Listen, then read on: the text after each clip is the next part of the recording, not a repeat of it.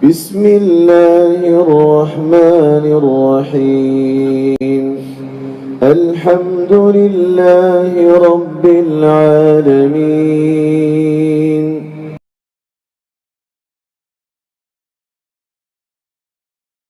Para Nabi besar Muhammad sallallahu alaihi wasallam. Saudara seiman, seperti biasa insyaallah di malam hari selepas tarawih, semoga Allah subhanahu wa ta'ala terima seluruh amalan kita dalam keseharian yang sudah kita lakukan, terutama dari awal Ramadan kemarin insyaallah, dan semoga juga sampai akhir umur nanti. Dan semoga Allah panjangkan umur di atas ketaatannya dan istiqamah di atas agamanya serta meninggal dalam husnul khatimah, diterima oleh Allah subhanahu wa ta'ala. Teman-teman sekalian, tidak ada sesuatu yang paling indah yang harus disyukuri oleh seorang muslim dan semisanya dia mendapatkan Ramadan. Ini sebuah nikmat yang sangat luar biasa yang harusnya kita syukuri. Apalagi Anda yang diberikan taufik oleh Allah subhanahu wa ta'ala bisa berpuasa, ya, bisa sempat membaca Al-Quran, zikir pagi petang, ya. Anda sempat tentunya berbagi buka puasa, mungkin dengan mengirimkan makanan kepada kerabat, kepada teman-teman, sehingga mengejar dan mendapatkan pahala mereka. Anda mungkin membaca atau mengikuti majelis ilmu, dan segala macam manfaat, faedah mungkin yang sudah Anda kerjakan. Bagi yang luput darinya tentu dia masih bisa mengejarnya dengan amal-amal soleh yang lain. Yang jelas teman-teman sekalian, selalu kerjakan ibadah di Ramadan ini, baik puasanya, sholat tarawih dan ibadah-ibadah yang lain, karena keimanan kepada Allah subhanahu wa ta'ala. Bukan karena tidak enak dengan lingkungan, tidak enak dengan pasangan, tidak enak sama orang tua misalnya ya, ataupun yang lainnya. Tapi semuanya karena Allah subhanahu wa ta'ala. Baik kita sedang ya, berada di lingkungan mereka atau tidak ada. Intinya kita beribadah kepada Allah SWT karena beriman kepadanya dan juga mengharapkan pahalanya, ya, karena hanya orang-orang yang sepertinya akan diberikan insya Allah pahala yang maksimal. Baik teman-teman sekalian, kita akan mengisi waktu kita kurang lebih sejam ke depan insya Allah seperti biasa, dengan judul Anda bertanya kami menjawab, dan saya akan jawab tentunya. Ini selalu saya akan ingatkan insya Allah di awal pertemuan, semampu saya, dan saya manusia biasa, bisa benar bisa salah. Kalau itu benar, kapasitas dari Allah, terima dan amalkan. Kalau itu salah, maka bisa saja dan tinggalkan. Seperti itulah. Baik teman-teman sekalian, saya akan bacakan pertanyaan pertama di sini. Assalamualaikum warahmatullahi wabarakatuh. Suami saya meyakini bahwa dua kali mengucapkan pisah. Saya punya 3 kali. Suami bilang pernah berkata dalam kurung udahan tanpa niat cerai yang terakhir, atau tanda kutip pisah saja itu dengan niat cerai. Jadi saya ditolak berapa Ustaz? Ikut aja suami Anda, karena dia pemilik hak dalam masalah ini, dan semoga saja dia benar. Dan ingatkan kepada suami ya, kalau jangan bermain-main soal itu sama istri sementara, kalau ucapan yang pertama dan yang kedua. Dan kalau ucapan yang ketiga, berarti Anda sudah mengakhiri semua hubungan dengan istri. Ini berbahaya sekali. Dan Allah subhanahu wa ta'ala tidak memberikan kepada kita laki-laki ucapan tolak ini, dan kita dominan akal, kecuali karena Allah tahu kita tidak akan sembarangan mengucapkan, kecuali memang istri dalam keadaan nusyud, pembangkangan yang luar biasa, sudah dinasihati tidak mau dengar misalnya, atau memang terjadi pelanggaran-pelanggaran yang lain ya, pelanggaran agama yang sudah diingatkan seperti tidak sholat, tidak menutup aurat dan segalanya, atau pergi ke dukun, kufur, naudzubillah, dan seperti itulah mungkin sudah berbeda. Baik, insya Allah mudah-mudahan ya, kita berharap ini peringatan yang ketiga berarti sudah tolak bayin, Anda tidak bisa kembali lagi. Pilihan atau penghitungan suami ibu, karena ibu juga di sini mengatakan saya juga lupa ucapan yang kedua itu bagaimana, seperti itulah. Selanjutnya, Assalamualaikum warahmatullahi wabarakatuh. Saya mau bertanya, kenapa setiap saya sedang sholat sendiri saya suka membayangi bacaan saya sudah benar atau tidak, yang akhirnya sholat saya jadi seperti tidak fokus. Enggak, apa maksudnya di sini? Kalau yang Anda maksudkan adalah penanya kita ini pada saat sholat, kemudian Anda misalnya baca Ar-Rahmanir Rahim misalnya, Anda menggunakan ha, Bismillahirrahmanirrahim, Alhamdulillahi Rabbil Alamin, Ar-Rahmanir Rahim, Ar-Rahman, ada seperti itu. Anda ragu lalu Anda ulangi Ar-Rahman. Surah itu bagian daripada fokus dalam sholat, karena Anda berhati-hati jangan sampai ada bacaan yang salah. Karena memang teman-teman sekalian, kalau Anda salah dalam bacaan, maka bisa mengubah makna. Ini sudah pernah saya sebutkan dalam pengajian kami yang berhubungan dengan masalah mempelajari bacaan Al-Quran. Misalnya Anda mengatakan Alhamdulillahi Rabbil Alamin. Misal, Alhamdu, ha, artinya segala puji bagi Allah. Tapi kalau Anda ubah misalnya menjadi ha yang ditekan dalam dada, seperti Anda mengucapkan ihdina, ya, misalnya Anda mengatakan Alhamdulillah, misalnya. Kalau pertama Alhamdulillah segala puji bagi Allah. Kalau Alhamdulillah kematian buat Allah, kan beda artinya. Maka harus hati-hati. Itu juga dengan Anda mengatakan Rabbil Alamin, Rabbil Alamin, Ain misalnya. Tapi kalau Anda ubah menjadi Hamzah, Rabbil Alamin. Kalau Alamin, alam artinya sakit, bisa berubah maknanya. Maka sangat wajar seseorang meneliti masalahnya. Tapi seorang mukmin, teman-teman sekalian, tidak boleh mengikuti hidupnya dengan was-was. Anda harus bangun di atas pondasi keyakinan. Makanya pelajari dengan benar, dan ya Anda tidak akan lupa.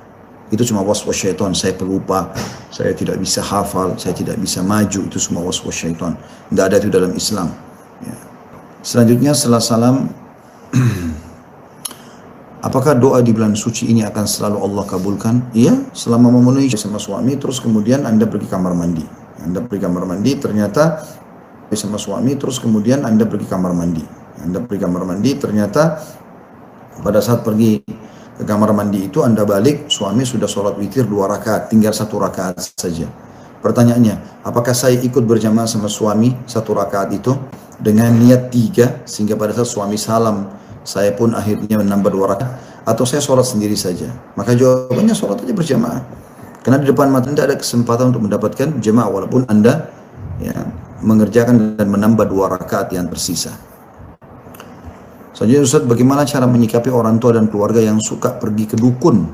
Saya sudah menasihati tapi mereka tidak percaya, malah mereka memusuhi dan menjauhi saya dan suami saya.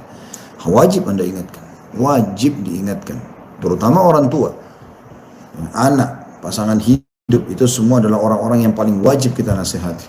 Nggak bisa kita pungkirkan, tidak bisa kita biarkan. Ini harus kita nasihati mereka. Dan gara-gara kalau kita nasihat, usah khawatir, Allah akan balikkan kebencian mereka nanti dengan kasih sayang. Seperti itulah. Kecuali kalau memang Anda menyampaikan dengan retorika yang salah, ya. Retorika yang digunakan misalnya terlalu menghardik mereka, terlalu memojokkan mereka, mungkin itu berbeda. Ya, kalau itu memang yang dilakukan, maka sebaiknya jangan. Ya. Anda yang minta maaf dengan mereka, karena walaupun orang kita awam, tidak paham apa-apa, tidak boleh sama sekali, teman-teman, kita sengaja menghardik misalnya, ibu sama ayah ini bisa kufur nih gara-gara kedukun. Kan bahasa begitu tidak sopan. Ya, sementara kita disuruh berkata yang santun, sopan, ramah kepada orang tua, walaupun orang tua kita kufur. Walaupun dalam kondisi mereka kufur, apalagi kalau hanya sekedar melakukan kemaksiatan, maka kita harus dengan baik, dengan santun menasihati, insyaallah, ya. Sambil doakan, sekarang waktu mustajab doa di Ramadan, doakan agar Bapak Ibu dapat hidayah. Gunakan orang ketiga yang kira-kira didengar oleh mereka berdua yang bisa menasihati. Anda kumpulkan dulu artikel-artikel, tulisan-tulisan di Google, tinggal ketik ancaman pergi ke dukun, akan keluar semua artikel. Di YouTube semua ceramah banyak. Kirimkan dan perlihatkan, duduk baik-baik dekat kaki mereka, ibu, ayah, gini. Mungkin ayah ibu salah faham, tapi dulu ayah ibu, tolong didengarkan dulu baik-baik. Setelah itu, ibu memarah, ayah, lalu dianggap saya yang salah, oke. Saya tidak akan bahas lagi ini. Gitu. Tapi jangan musuhi saya, justru karena saya cinta dan sayang kepada ayah dan ibu. Jadi saya nasihatin seperti ini. Peramal, penyihir, penyamun, kemudian bertanya mereka belum percaya, tidak diterima sholatnya 40 hari, itu sudah sangat menyentuh kalau dalam hatinya ada sedikit saja dari keimanan, insyaallah. Assalamualaikum warahmatullahi wabarakatuh. Ustaz, bagaimana menghadapi ayah yang egois juga keras, tidak bisa menerima pendapat yang beda dengan yang dia mau, selalu merasa benar dan terlalu mengatur kehidupan anaknya? Maaf, ada lanjutan Ustaz. Ya.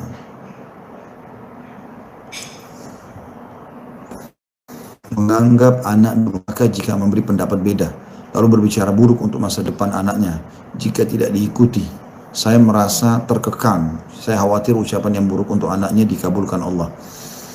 Ya, jadi yang pertama kita jawab di sini teman-teman sekalian, bagaimana menghadapi orang tua yang suka mengucapkan kata buruk untuk anaknya, jadi bisa menjadi doa sehingga anaknya khawatir itu menjadi dikabulkan oleh Allah SWT. Jadi pada saat orang tua ucapkan itu, kita mengingatkan, ayah, ibu, maaf ucapan itu kurang baik, nanti jadi doa buruk buat saya. Biarin aja, saya emang nggak suka, kamu durhaka apalah segala macam. Baiklah, pada saat itu Anda langsung merenung, ya, berdoa walaupun dalam hati ataupun mengucapkan, mengatakan, ya Allah, semoga engkau tidak mengabulkan permintaan ayah atau ibuku ini, ya. Mudah-mudahan engkau memberikan hidayah kepada beliau. Seperti itulah. Jadi balas doa itu dengan doa yang baik, ya, supaya Allah Subhanahu wa taala menggantikan doa yang buruk itu menjadi doa kebaikan. Itu dulu dari satu sisi, ya. Jadi dia jawab dari akhir pertanyaan ini. Kalau beliau tidak mau menerima pendapat itu nggak ada masalah. Jadi tidak usah berbagi pendapat. Udah biarin aja dia dengan pendapatnya gitu. Anda jalan dengan pendapat Anda. Kecuali memang dasarnya yang beliau suruh adalah perbuatan baik. Anda tidak perlu punya pendapat lain, gitu kan? Karena Anda sudah mendapatkan perintah agama yang benar, karena itu benar yang disampaikan. Dan yang kedua, misal ayah menyuruh anaknya sholat, anaknya nggak mau sholat, terus anaknya menganggap, ini pendapat ayah saya dipaksakan. Enggak, di situ Anda harus justru patuh karena yang diperintahkan kebaikan. Anda dapat pahala kebaikan dan juga otomatis Anda akan mendapatkan pahala bakti dengan orang tua, seperti itu, ya.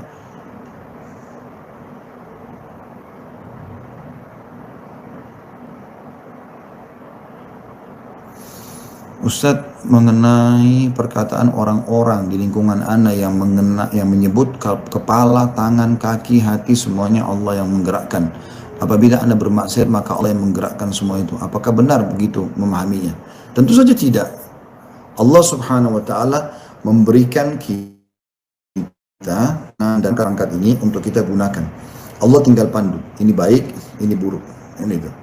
Misal tangan kita bisa gunakan untuk mencari rezeki halal, kita juga bisa menggunakan untuk mencuri, kan gitu.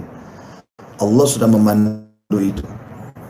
Maka Allah mengatakan, "Fama ya'mal mithqala dzarratin khairan yarah." Siapa yang berbuat kebaikan sesuai dengan pilihan dia, maka dia akan mendapatkan pahala. "Wa ya'mal mithqala dzarratin syarran yarah." Siapa yang memilih perbuatan buruk, maka dia akan mendapatkan hukumannya. Jadi bukan Allah, ya, yang memaksakan kita berbuat baik atau berbuat buruk, tapi Allah memberikan pilihan. Dalam ayat lain, fa'alhamaha fujuraha wa taqwaha. Allah berikan dalam diri potensi setiap orang adalah perbuatan fujur, perbuatan jahat, dan juga perbuatan baik, gitu kan? Tinggal orang itu memilihnya.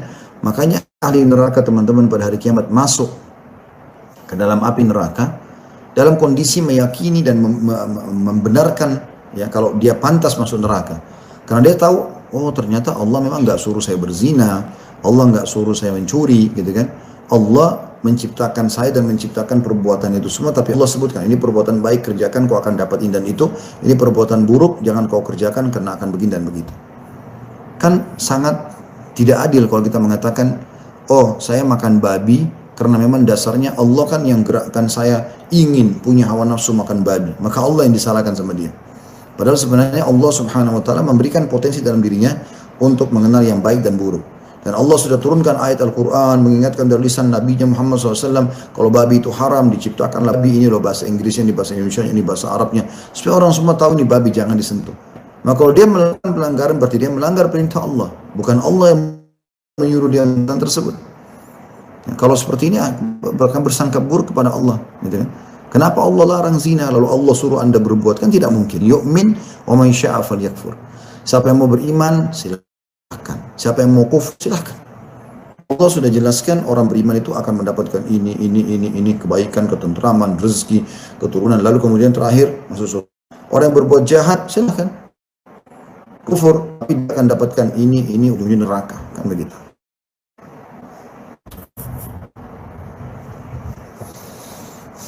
Pak Ustadz, apakah bulan suci ini doa saya akan selalu diijabah? Ya, insya Allah. Bila asal selama Anda memenuhi syaratnya, sebagaimana saya katakan tadi, ya, ikhlas, memulai dengan memuji Allah dan baca salat pada Nabi SAW, kemudian Anda menjauhi makanan, minuman, pakaian, dan juga pendapatan haram. Dua kali kalau masalahnya, yang ketiga kali saya jelaskan tentang masalah itu, ya. Jadi Ustaz, apa benar rumah asli manusia itu di surga? Lalu bagaimana menurut Ustaz mengenai Al-Baqarah 30? Penciptaan manusia sebagai khalifah di bumi. Ustaz, kapan kisah paman Nabi Abbas alaihissalam itu di antara paling sholat, puasa, sedekah dan seterusnya, gitu ya. Jadi dia kan seperti itu. Dan orang zina, bohong dengan masalah apakah memang tempat manusia asalnya di surga? Karena memang Allah SWT masukkan Adam di situ. Dan terbukti orang-orang beriman akan dikembalikan ke surga, gitu kan. Kalau masalah ciptaan manusia di muka bumi, khalifah sudah saya bilang tadi, khalifah adalah pemimpin. Allah ciptakan bumi lalu dimakmurkan oleh Allah Subhanahu wa taala sebagai pencipta. Lalu bilang tadi khalifah adalah pemimpin. Allah ciptakan bumi lalu dimakmurkan oleh Allah Subhanahu wa taala sebagai pencipta. Lalu kita ini diamanahkan sebagai manusia untuk memimpin. Ya, seperti itu. Kalau kisah Abbas paman Nabi radhiyallahu anhu itu akan kita bahas nanti insyaallah, karena saya ikuti urutan di dalam buku ya. Sekarang kita akan bahas qadarullah masyaallah terjadi pandemi ini. Kalau tidak, mungkin sudah kita bahas Abu Musa al-Ash'ari kalau di jilid 3 dari serial sahabat. Akan datang waktunya insyaallah nanti. Saya ikuti urutan itu. Apa hukumnya berantem? La haula wala quwata illa billah. Kenapa berantem? Kenapa berantem? Tidak boleh berantem. Ya, jangan berantem. Kenapa? Daripada berantem lebih baik berkasih sayang kan? Untuk apa berantem? Daripada berantem saling emosi kan lebih baik senyum, tertawa, berbagi kan gitu. Mana lebih enak? Itu lebih enak kita saling mencintai, saling menyayangi. Nabi SAW memotivasi kita untuk itu. Sampai beliau mengatakan tahadu tahabu, saling memberikan hadiah kalian akan saling mencintai. Kan kita disuruh itu. Gitu kan? Allah SWT suruh itu. Jadi jangan lahirkan. Untuk apa kita lahirkan permusuhan dan berantem? Apa gunanya? Dan kita tahu dosa yang Allah sebut dan Allah hardik tentang masalah berantem ini, ya, bahkan menjadi dosa yang terus jariah. Berkenambungan adalah terjadinya pembunuhan Qabil kepada Habil, gitu kan? Bagaimana dua anak Adam ini, yang satu digoda syaitan untuk membunuh adiknya, ya, kemudian dia membunuhnya hanya karena bisikan-bisikan syaitan saja. Dia berantem di situ. Tapi adiknya diceritakan dalam surah Al-Maidah tidak akan menjawab, tidak mau balas. Waktu diajak berantem, dia mau bunuh, maka kata adiknya, saya tidak akan ikut-ikutan. Saya tidak akan ikut-ikutan. Kalau kau bunuh saya tidak akan balas. Dan saya yakin kau akan dibalas oleh Allah. Kata dibunuhlah saudaranya itu. Nah pada saat dia bunuh, apa kata Nabi SAW dalam hadis? Itu anaknya Nabi Adam jauh manusia generasi awal. Sekian ribu tahun setelah itu. Apa kata Nabi SAW? Semua pembunuhan di muka bumi ini akan ditanggung oleh anak Adam yang pertama membunuh. Karena dia yang pertama mencontohkan itu. Belum ada pembunuhan pada saat itu. Tapi dia melakukan itu. Karena untuk apa? Saya sering sampaikan teman-teman. Kalau seandainya ada yang ajak Anda berantem, betul-betul dia ajak berkelahi, segala macam. Jangan dilayani. Tinggalkan saja. Kalau dia menyerang, baru kita lawan.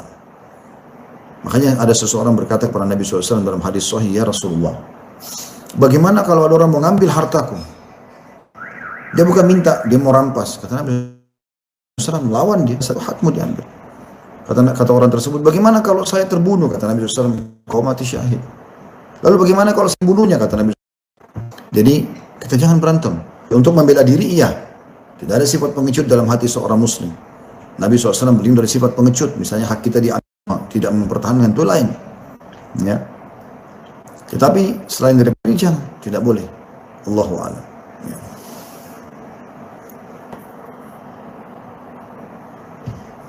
Assalamualaikum warahmatullahi wabarakatuh. Bagaimana cara mentadabbur? Tadabbur artinya menghayati, merenungi, ya, memikirkan isi dan kandungan ayat. Itu namanya tadabbur. Makanya Allah SWT mengatakan, a'udzubillahi minasyaitonir rajim, afala yatadabbaruna al-Qur'an? Afala yatadabbaruna al-Qur'an am ala qulubin aqfaluha? Tidakkah mereka mentadabburi Al-Qur'an, renungin ayat demi ayat, apa terjemahannya, apa maksudnya, dihayati itu? Atau dalam hati mereka ada kuncinya? Mereka jadi tidak mau. Tadabbur ayat Al-Quran dari 114 surah, sekitar 6.000 sekian ayat Al-Quran, Anda tidak harus seperti membacanya. Kalau membacakan dari Al-Fatihah, Al-Baqarah, Al-Imran, An-Nisa, terus begitu, Al-Ma'idah, Al-An'am, berlanjut terus, ya, sampai An-Nas, dari ayat surah nomor 1 sampai 114. Tapi kalau tadabbur mirip sama hafal. Anda boleh memilih surah yang paling menggelitik buat Anda. Misal, pengen sekali tahu kenapa ada nama-nama hewan dalam Al-Quran. ada surah Al-Baqarah, ada surah An-Naml, ada sapi betina, ada semut, An-Naml ya, ada Al-Baqarah sapi betina, ada An-Naml semut, ada An-Nahl lebah, kemudian ada Al-Ankabut laba-laba, ada Al-Fil gajah. Kenapa nih Allah sebutkan hewan-hewan? Lalu Anda mulai tadabburi ayat demi ayat di surah itu, supaya faham kenapa Allah menamakan surah ini dengan nama hewan ini. Misal Anda juga ingin mempelajari tentang hari kiamat, ada Al-Qiyamah ya, ada Al-Zalzalah ya, banyak yang membicara tentang masalah Al-Haqqah ya, tentang hari kiamat. Kita coba pelajari, tadabburi satu demi satu seperti itu. Anda mau pelajari misalnya tentang ibu-ibu, akhwat mau cowok ini mau tadabbur ayat-ayat tentang wanita, ada surah An-Nisa, ada surah Maryam ya. Kemudian tentang masalah rumah tangga ada surah At-Talaq ya, menjelaskan masalah itu. Tentang peperangan Nabi SAW ada Al-Anfal, ada At-Taubah ya. Banyak. Jadi tadabbur itu memilih surah-surah yang paling kita sukai, buka daftar isi dari 114 surah, kemudian kita mulai dari situ 10 ayat per hari, 10 ayat per hari. Karena para sahabat mengatakan, kami di zaman Nabi SAW kalau bertemu, kami tidak pernah kecuali kami sudah membaca 10 ayat Al-Quran, kemudian kami merenungi dan juga kami menghafal dan mengamalkannya. Seperti itulah kurang lebih ya, jadi menghayatinya. Jadi Anda bisa baca terjemahan di sini sebagai orang Indonesia. Anda baca sebelum tidur ya. Sini tentu maknanya bisa Anda baca dengan terjemahannya ya. Apalagi Anda tadabburi di sini, maka Allah akan berikan kepadanya 1 kintar, dan 1 kintar itu lebih baik daripada dunia dan seluruh isinya. Itu luar biasa itu. Apalagi sekarang Ramadan, kesempatan Anda teman-teman sekalian mengkhatam Al-Quran. Imam Syafi'i rahimahullah 60 kali, bayangkan 60 kali mengkhatam Al-Quran di Ramadan, berarti 1 hari 2 kali. Allah musta'an ya, semoga Allah mudahkan dan berkahi kita sebagaimana beliau diberkahi gitu.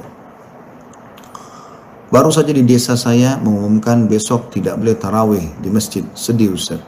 Ya memang sedih, bukan cuma Anda, seluruh muslim sedih, tapi nggak bisa memang. Bagian daripada syariat, lebih baik jangan tarawih dulu sekarang, kecuali di rumah. Allahu a'lam, sudah saya jelaskan kemarin itu. Assalamualaikum warahmatullahi wabarakatuh. Bagaimana hukumnya sholat tarawih di rumah yang diimami oleh saya? Bagus, nggak ada masalah. Mirip dengan sholat tahajud kan? Ya, jadi boleh dikerjakan di rumah. Assalamualaikum warahmatullahi wabarakatuh. Nenek saya sulit mengendalikan emosi, biasanya melampiaskan kemarahannya kepada anak-anaknya. Bagaimana kiat yang dapat saya lakukan sebagai cucu untuk menasihati beliau? Lihat saja kondisi dan keadaan. Yang paling pertama lakukan adalah doakan dulu, karena doa yang paling gampang gitu. Paling mudah itu doa. Kemudian kalau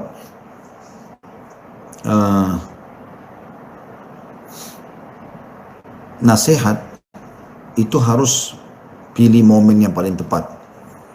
Renungi hadis Nabi SAW yang berbunyi, rahimallahu mri'in khataban nasa ala hasbu ukulihim.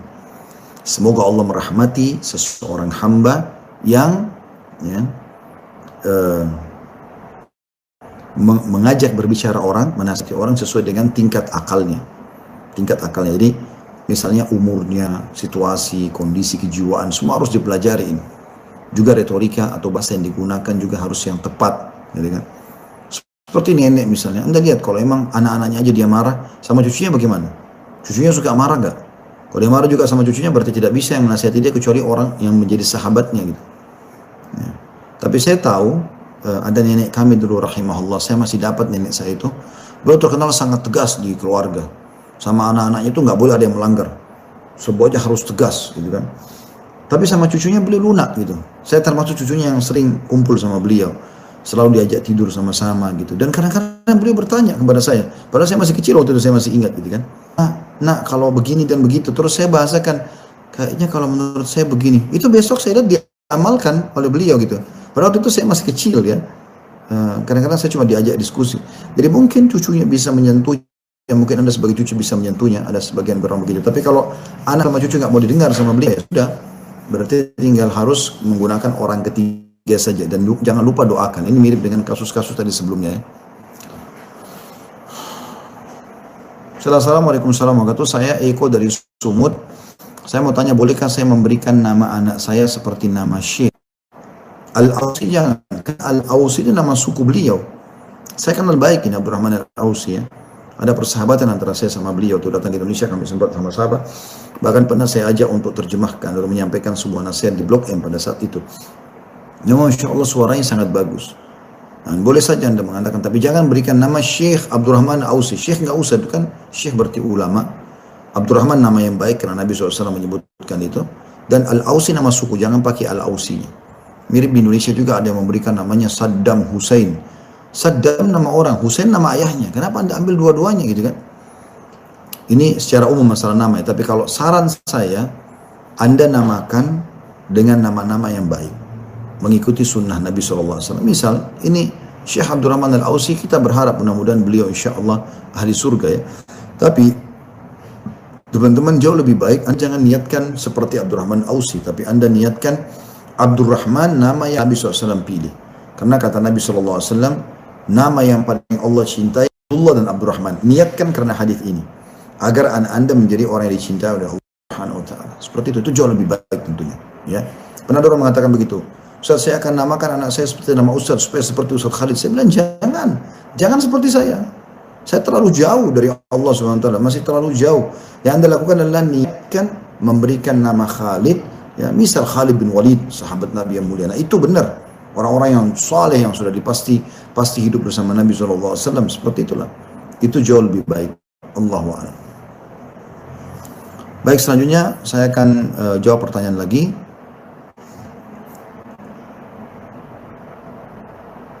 Bagaimana menjadi imam di saat COVID-19 ini? Imam di rumah saja. Ya, saya sarankan imam di rumah. Ini teman-teman tolong pertanyaan yang masalah sholat di masjid terus terulang-ulang. Kemarin saya sudah coba nasihati ya. Dan kami sudah sampaikan pendapat kami. Saya pribadi sekarang melihat untuk tidak sholat di masjid. Dan sebelum sholat di masjid, sebelum terjadi pandemi ini, saya termasuk orang yang di barisan depan nyuruh orang untuk sholat di masjid. Anda kalau ketik di YouTube ya, ada judul ceramah saya itu setelah ini Anda akan nyesal kalau tidak sholat di masjid, kalau nggak salah seperti itu. Anda coba dengarkan bagaimana dalil banyak di bab sholat. Saya ingatkan, saya motivasi teman-teman di kantor banyak Masya Allah yang bergabung sama kami. Selalu kami wajibkan di kantor harus pergi ke masjid. Tapi saat sekarang memang nggak bisa. Bagian daripada syariat teman-teman tidak sholat di masjid di saat sekarang. Mengertilah gitu kan. Kalau Anda tidak setuju nggak masalah, tapi tolong jangan ditanyakan lagi, ya, karena ini sudah pertanyaan yang kesekian kali, ya. Karena jawaban saya akan sama, insya Allah. Sampai insya Allah Allah tenangkan kita. Setelah Allah Subhanahu Wa Taala hilangkan pandemi ini, kita yang akan berada di saf pertama untuk merayakan sholat berjamaah lagi, insya Allah. Ustaz, Pak Ustaz, gimana tobatnya orang yang ghibah? Allahul musta'an, ghibah, gunjing. Seorang sahabat bertanya, atau Nabi SAW pernah bertanya kepada sahabat, ya Rasulullah, apa itu ghibah?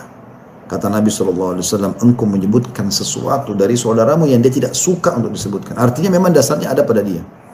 Pincang kaca, delka, kekurangan fisik misalnya.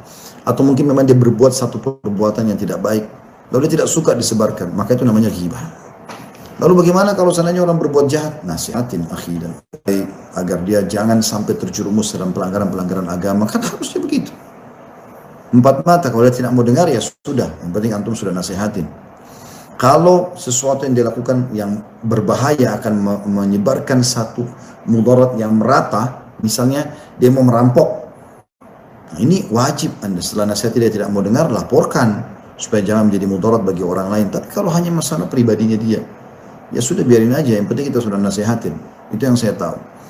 Bagaimana taubatnya? Taubatnya harus melakukan taubat kepada Allah Subhanahu wa Ta'ala, kembali ke jalan Allah. Kemudian yang kedua, Anda harus meminta keridhaan orang tersebut. Karena ghibah masuk dalam pencorengan kehormatan. Kata Nabi SAW, kullu muslimin ala muslimin haram. Semua muslim terhadap muslim yang lain hukumnya haram. Gak boleh sama sekali. Damuhu, menumpahkan darahnya. Wa irduhu, kehormatannya. Wa maluhu, dan hartanya. Gak boleh sama sekali Anda menipu di sini, ya. Jadi harus hati-hati dan tidak boleh sampai Anda merusak dan mencoreng kehormatannya. Makanya Nabi SAW mengatakan, siapa di antara kalian yang punya masalah dengan saudaranya di dunia, apakah itu dalam bentuk harta yang harus dia kembalikan atau dalam perusakan citra yang harus dia minta maaf dan keridhaan, maka selesaikan sekarang di dunia. Sebelum datang nanti waktu akhirat, tidak ada lagi manfaatnya dirham dan dinar. Gak bisa negosiasi lagi dengan duit. Kata para sahabat, lalu apa di sana ya Rasulullah? Kata Nabi SAW, pahalamu atau dosanya dia. Teman-teman coba renungi baik-baik. Ini nasihat buat saya pribadi dulu, baru teman-teman sekalian. Demi Allah, waktu dunia sebentar.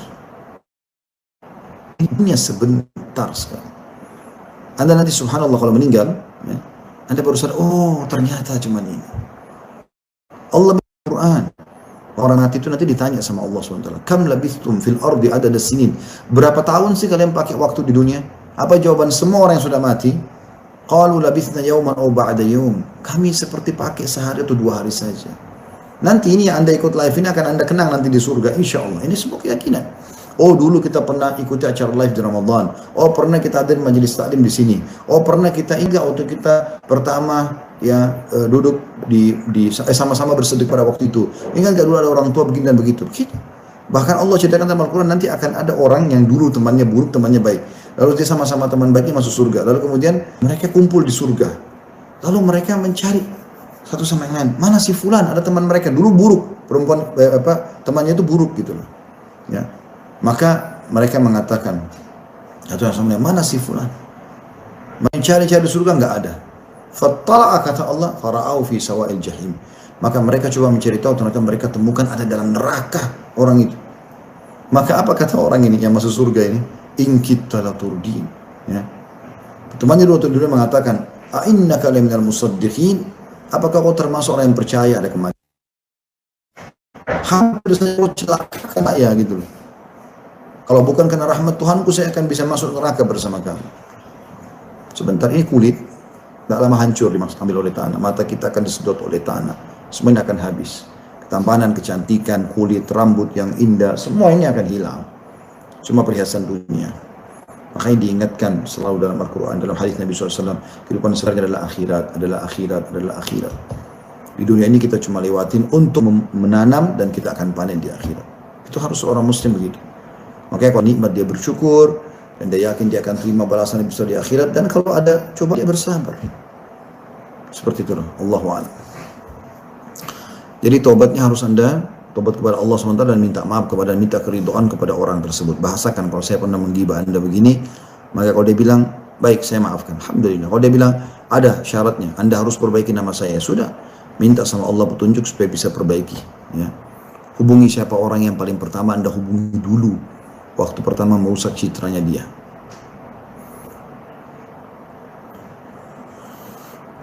Saya bekerja di otoritas jasa keuangan yang mana salah satu tugasnya, saya tidak bisa baca karena terlalu cepat ya.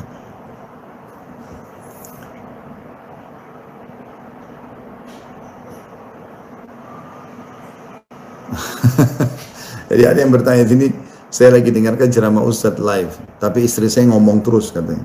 Maka mana yang baik saya dengarkan ceramah atau saya layani istri saya? Saran saya, aja istrinya sama-sama, duduk sama-sama, ayo dengarin dulu yuk ceramah yuk. Ya. Kalau memang ada hajat yang mendesak dia mau sampaikan, dengarkan saja dulu, nggak masalah, gitu kan? Dengarkan. Mungkin ada sesuatu yang dia mau sampaikan, mungkin ada kebutuhan anak yang habis, yang diperlukan, mungkin ada sesuatu yang harus mendesak dia sampaikan tentang keluarganya. Dengarkan saya dulu. Kalau hanya mau ngobrol waktu, ini cuma sebentar kok. Sekarang sudah 37 menit, sekitar tidak sampai 30 menit lagi, insya Allah sudah selesai. Setelah itu saya luangkan waktu buat kamu. Tolong, saya mau nuntut ilmu. Misal, ayo dengerin yuk sama-sama. Tidak harus lihat kok gambarnya, cukup mendengarin suaranya juga nggak ada masalah. Apalagi Anda kalau konekkan TV Anda dengan wifi di rumah, bisa connect langsung dengan besar sehingga bisa semua keluarga dengarkan, bagus ya. Sehingga bisa menjadi pengajian keluarga. Allahu a'lam. Kalau saran saya sih coba dilihat. Kalau ada yang mendesak, dengarin dulu istrinya, tinggalin sebentar ini, insya Allah Anda kembali lagi. Kalau sesuatu yang hanya sekadar karena mau ajak ngobrol, maka minta waktulah sebentar, insya Allah. Mudah-mudahan istri Anda juga bisa pengertian. Ya. Selanjutnya pertanyaannya,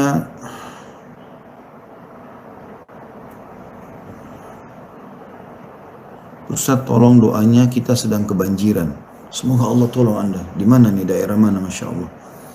Ya, saya tidak tahu masalah itu, dan insya Allah mudah-mudahan semua yang Anda sedang ditimpa kebanjiran ini, Allah Subhanahu wa Ta'ala berikan Anda kesabaran, jadikan sebagai tambahan pahala, dan semoga Allah Subhanahu wa Ta'ala segera menghilangkan banjir itu dan juga menggantikan segala jenis kerugian. Allah musta'an. Ya. Ustaz, amalan apa yang paling bagus supaya kita masuk ke dalam surga? Mulai yang wajib. Mulai yang wajib, akhi dan ukhti. Yang wajib saja, fokus. Ya, setelah syahadat Anda sudah muslim, Anda mulai dengan sholat 5 waktu. Ini sarankan teman-teman semua yang mau perbaiki dirinya, mulai dengan sholat. Mulai dengan sholat. Perbaikin ini baik semua yang lainnya. Wudhu yang benar, gerakan dan bacaan yang penuh dengan ketenangan tumaknina dan benar bacaannya, ya, Anda berikan maksimal sini haknya. Insya Allah Anda akan baik dalam semuanya. Karena memang Nabi SAW sudah mengatakan di akhirat awal amal dihisab adalah sholat. Kalau dia baik, untunglah dia. Kalau dia buruk, maka rugilah dia. Jadi memang di dunia harus kita perbaikin juga ini. Sehingga di akhirat juga kita selamat. Ya. Saya kalau ada apa-apa, saya perbaiki dari kualitas sholat. Ada sesuatu apapun yang kurang, saya langsung perbaiki kualitas. Berarti sholat saya ada masalah nih. Setelah sholat baik-baik semua, subhanallah. Zakat. Ramadan sekarang kesempatan. Bagi Anda yang punya kemampuan mencapai harta 85 gram emas, ya. Keluarkan zakatnya 2,5%. Niatkan Ramadan tahun lalu haulnya, masa 1 tahunnya, maka sekarang berarti Anda sudah keluarkan zakat. Berikan terbaik kepada Allah. Puasa Ramadan, maksimalkan puasanya dengan ibadah-ibadah yang baik. Jangan berkeluh kesah. Saya haus Ustaz, saya lapar. Ya, semua orang mengalami itu. Makin besar sebuah cobaan dan Anda berikan ekstra sabar Anda, maka makin besar pahalanya. Kata Nabi SAW, inna idhamal ajri ma'idhaman bala. Sesungguhnya besarnya kadar balasan seseorang terhadap amal yang dia kerjakan itu sesuai dengan besarnya cobaannya. Yang gitu. Kemudian yang kelima, haji. Fokus dalam masalah ini. Kalau belum haji, niatkan haji. Kalau sudah pernah haji, haji lagi. Nggak ada halangannya untuk haji terus. Ya. Atha bin Abi Rabah rahimahullah tinggal di Mekah 70 kali dia haji, berarti 70 tahun. Umurnya beliau 100 tahun Allah kasih, subhanallah. Dan hampir dijadikan haji itu sebagai ajang pertemuan bagi orang muslim. Dan juga kata Nabi SAW, haji dan umrah yang dikerjakan secara berkesinambungan akan menghilangkan kemiskinan, kesusahan hidup, dan juga dan dosa, sebagaimana api menghilangkan karat dari besi. Selebihnya Anda mengerjakan amal sunnah, tapi fokus dulu perbaikan kepada amal yang wajib. Gitu kan? Kalau sudah wajibnya baik, maka pindah ke sunnah, karena sunnah itu adalah tambahan. Ya, percuma Anda perbanyak sunnah tapi wajib terbengkalai atau tidak khusyuk, kemudian yang sunnah juga begitu, asal jadi saja semua, maka tidak terima. Apa kata Nabi SAW? Ada orang nanti hari kiamat tidak terima sholatnya kecuali setengah, ada yang tidak terima kecuali sepertiga, ada yang seperempat, ada yang sepersepuluh, ada yang tidak terima kecuali seperti baju yang rusak, diremuk lalu dilempar ke wajahnya. Seperti itulah. Ya. Hati-hati teman-teman sekalian. Doa apa yang harus diucapkan supaya bisa mengerjakan haji dan umrah? Sampaikan hajat itu. Ya. Sampaikan. Allah subhanahu wa ta'ala menyuruh kita manja kok sama dia. Order aja. Ya Allah, mudahkan hamba-Mu ini ingin sebelum meninggal bisa mengerjakan haji, umrah. Bahkan jadikanlah itu sebagai sebuah rutinitas yang rutin hamba lakukan. Mohon. Allah subhanahu wa ta'ala maha kuasa. Kalaupun Anda meninggal, belum sempat melakukannya, saya yakin Allah akan berikan pahalanya karena doa Anda itu. Tapi saya sangat yakin teman-teman, subhanallah, pengalaman hidup kalian ini teman-teman, sebuah pengalaman yang luar biasa, sekaligus eksperimen yang luar biasa gitu. Ya. Bahwasanya seorang yang memohon kepada Sang Pencipta Allah dengan tulus pasti dikasih oleh Allah. Tidak ada keraguan dalam masalah itu. Karena Allah bilang dalam Al-Quran kan, A'udzubillahi minasyaitonirrajim. Wa idza sa'alaka 'ibadi 'anni fa inni qarib ujibu da'watad da'i idza da'an falyastajibu li wal yu'minu bi la'allahum yarshudun. Hai Muhammad, kalau ditanya kepadamu tentang aku oleh hamba-hambaku, ya, maka katakanlah saya sangat dekat menerima doa hamba-hambaku. Maka semestinya mereka hanya memohon kepadaku, menyembah kepadaku, mereka beriman kepadaku dan memohon kepadaku agar mereka mendapatkan petunjuk. Dalam ayat ini Allah mengatakan wa nahnu aqrabu ilaihi min hablil warid, dan kami lebih dekat pada manusia daripada urat lehernya sendiri. Jadi minta kepada Allah Subhanahu wa taala. Di sini juga diminta doakan, saya berdoa. Semoga Allah Subhanahu wa taala membuat semua yang mengikuti acara kita ini tidak terkecuali insyaallah Allah mudahkan pergi haji, umrah, ya, dan Allah Subhanahu wa taala mengulang-ulang itu buat Anda insyaallah. Saya kalau bimbing haji atau umrah, di setiap closing perjalanan pas sudah mau pulang ke Indonesia, saya selalu jadikan bahan muhasabah. Saya katakan Bapak Ibu sekalian, salah satu perbuatan yang sering dikerjakan para salafus saleh, orang-orang saleh sebelum kita, mereka sebelum meninggalkan Mekah, mereka mengatakan, ya Allah, Allahumma la ta'jal hadza akhir ahdi. Ya Allah, jangan kau jadikan ini adalah kedatanganku yang terakhir. Sebagian di antara mereka mengatakan, aku terus mengulangi setiap tahun ini, maka aku selalu haji sampai puluhan kali. Dan pada saat tahun terakhir aku haji, ya, aku haji, dan karena dia pulang dia sakit, hanya dia ucapkan kalimat ini, dan setelah memang dia meninggal. Dan mengatakan, dan terakhir kali aku mengerjakan haji, aku sudah malu minta kepada Allah. Dan pada tahun itulah, pada saat inilah aku sakit, dan ternyata dia meninggal setelah itu. Allah subhanahu wa ta'ala maha kuasa, maha kuasa. Ya, Anda ingin haji, maka insya Allah tinggal order kepada Sang Pencipta Allah. Sini juga ada yang pengen haji bersama kami, ahlan wa sahlan, silahkan. Berdoa saja, semoga Allah mudahkan kita bertemu bersama-sama. Dan memang kami di Travel Uhud memang buat itu ya, paket haji, cuma tahun ini qadarullah masih belum dibuka.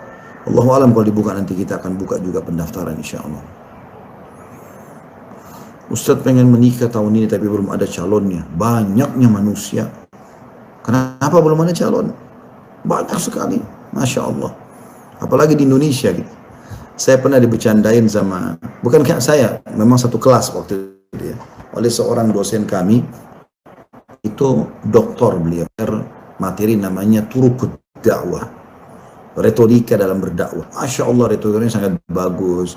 Bagaimana kita menarik perhatian audiens, bagaimana kita menyusun tutur kata, bagaimana menyusun materi, dan seterusnya. Dan kadang-kadang kami juga ceramah di depan kelas ya. Nah, satu hal yang dia berbagi, dia bilang tentang alam da'i, gitu kan. Dia mengatakan paling enak orang hidup di Indonesia. Di kelas itu kami ada 3 orang, saya masih ingat dari Indonesia gitu kan. Terus saya lebih fokus mendengar. Kenapa? Beliau mengatakan Indonesia yang enak gitu. Dia bilang orang di Indonesia paling mudah untuk menikah, sehingga dia bisa selamat dari orang gembira kalau ada orang datang melamar, diterima. Sementara di negara-negara lain sangat sulit. Saya pernah teman-teman ke Jordan waktu itu untuk bimbing umroh plus Aqsa ya waktu itu. Semoga Allah SWT mudahkan kita lagi insya Allah ke sana. Pada saat itu saya pergi sebelum masuk ke Aqsa kami mampir di Jordan. Kami sempat ke kota Petra, datangin Petra. Biasanya di situ ada kayak yang menawarkan jasa kuda, kita bayar 5 dinar, kurang lebih 7-8 dolar ya kita bayar. Kita naik kudanya. Kemudian saya ngobrol-ngobrol, saya bayar sama dia. Waktu itu saya bayar cukup banyak supaya dia bawa saya keliling sampai naik ke atas gunung-gunungnya gitu untuk lihat lokasi itu. Alhamdulillah Allah kasih taufiknya. Terus saya ngobrol-ngobrol, diantaranya saya tanya, apa kau sudah menikah? Dia bilang iya. Saya baru menikah. Maaf, dia bilang saya belum menikah. Katanya anak muda ini masih bujang. Terus kemudian saya tanya, kenapa kamu belum menikah? Dia bilang pernikahan mahal sekali. Saya tanya memang bagaimana, berapa biaya pernikahan sini? Dia bilang pernikahan yang biasa sekali di Jordan. Ini bahasa dia langsung ya. Dia mengatakan saya harus menghabiskan 100.000 US, uang US-nya. 100.000 US itu kalau masih kursnya 14.000 kemarin, itu berarti 1,4 miliar untuk nikah. Sekarang kalau naik sampai 16.000 misalnya berarti 1,6 miliar. Bayangkan satu pernikahan. Kita di Indonesia Masya Allah modalnya Al-Quran, perangkat alat sholat, berapa gram emas gitu kan. Itu luar biasa. Maharnya berapa 100.000 rupiah. Kan begitu. Bisa saja. Kalau Anda bilang di mana Ustaz menikah begitu, banyak di kampung-kampung, banyak di Indonesia, Masya Allah, tabarakallah, banyak sekali. Ya. Anda tinggal pergi ke pesantren mana, sampaikan saya si fulan dari kota ini, saya pengen cari jodoh di kampung ini, insya Allah, nggak ada sama sekali masalah di situ, insya Allah. Jadi calon nggak sulit. Tinggal mohon kepada Allah SWT dan Anda sampaikan kepada orang tua, sampaikan kepada kerabat kalau mau menikah. Mungkin dimulai dari sepupu-sepupu Anda, orang-orang terdekat, baru kemudian insya Allah bisa cari orang-orang lain. Ya, seperti itu. Dan bagi Anda yang mau menikah kemudian khawatir rezekinya, ada sabda Nabi SAW mengatakan 3 golongan pasti Allah kasih rezeki. Salah satunya adalah selain mujahid, ya, itu adalah orang yang menikah karena takut terjerumus dalam perzinahan. Selanjutnya, apakah setiap sholat tarawih harus ada iftitahnya? Kalau Anda 2 rakaat salam, jadi 2 rakaat lagi, ya iya Anda baca. Tapi bukan wajib. Pilihan, karena baca iftitah itu adalah sunnah.